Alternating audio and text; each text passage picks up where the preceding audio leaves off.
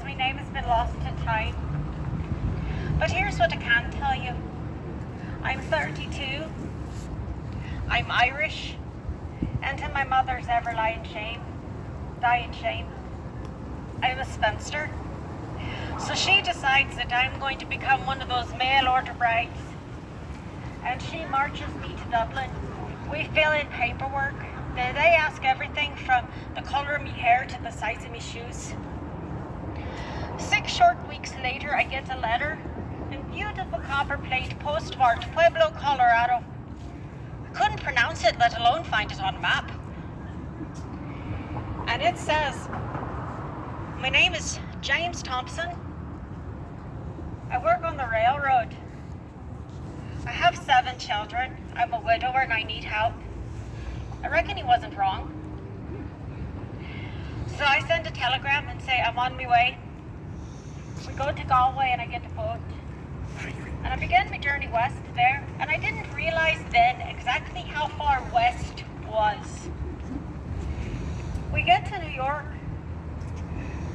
and people are living stacked on top of each other in what I'm told is the greatest country on the planet. I can't understand why they live so close together. So you can imagine my relief when I got on the train and started heading west again. We crossed over some mountains and the Mississippi River. Did I pronounce that right?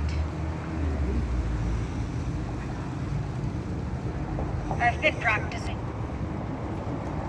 We cross over Missouri, and I'm told there that sometimes the wind goes in circles. I'm not quite sure I can approve of that. Then we get into Kansas, and I'm going to need one of you to explain Kansas to me. Why would people live there? I'm not going to lie and say that I didn't fixate upon that quite a bit.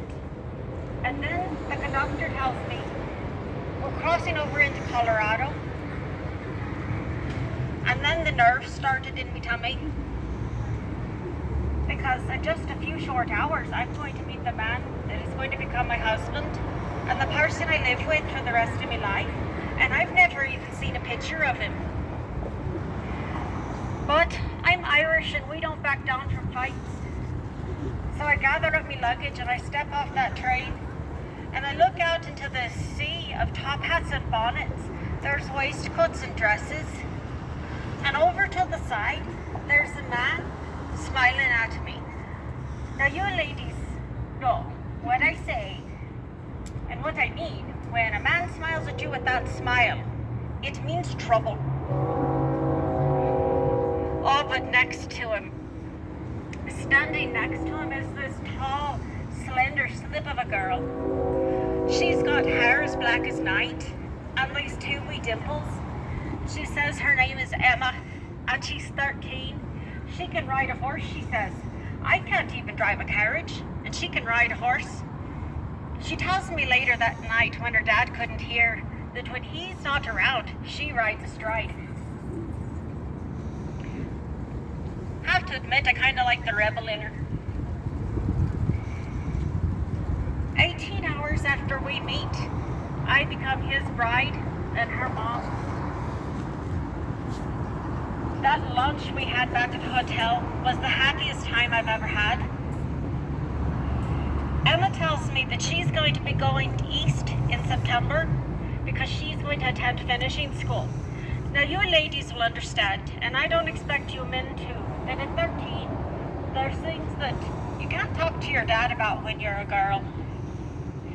So Mr. Thompson hands his pay packet over and says, you get whatever Emma needs, but don't spend it all. And Emma, she's got a bit of a cheek on her, she says, we'll leave you $1. August 7th, 1904 is the Sunday, and we attend Mass up in Denver. Oh, I've never said a happier Mass in my life. At 5 o'clock, we're back on the train to head south. The sky was as dark as Emma's hair.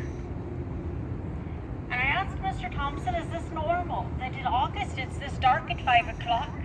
And he says, no, this is pretty unusual. In Colorado Springs, we get off and stretch our legs a wee bit. And he says, now you can't see it, but right there, that's Pikes Peak. We call it America's Mountain.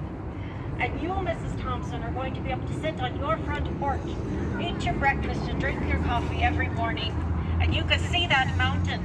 And I said, we'll have tea.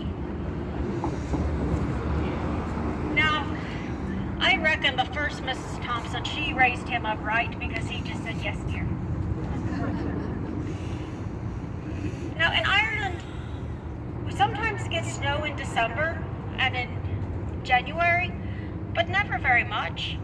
So when there's 4 feet of snow on the platform, I'm quite surprised. I've never seen that much snow in my life. So Emma decides right then and there that we have to have a snowball fight. That I need to be taught the intricacies of this sort of battle. And I'm not saying which one of us knocked Mr. Thompson's hat off, but she had black hair and not red. We get back on the train, and Mr. Thompson says, our conductor, we call him the Swiss because he is always spot on time. You can set your clock by him. So we're due at 8 p.m. at Union Depot.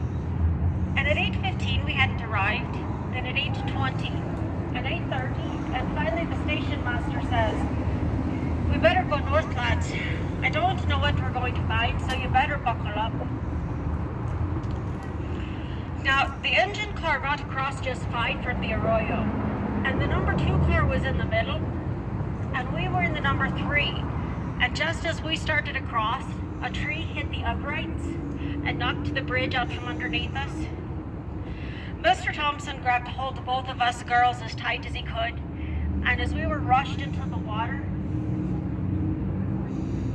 a tree hit us, and I never saw my Emma again in this life. I saw Mr. Thompson once more. I saw his head bob, and then he too was gone.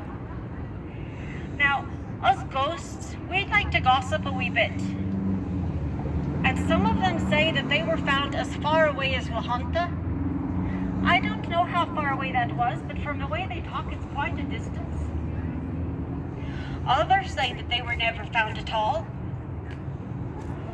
What we do know is that there were 130 people aboard that train when we left Colorado Springs, headed to St. Louis. 111 of us never got off. This was reported as the worst train tragedy in the world at the time.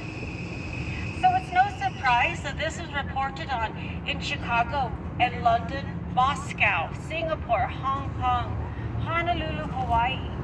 And in all those grand newspapers, all of our names were there.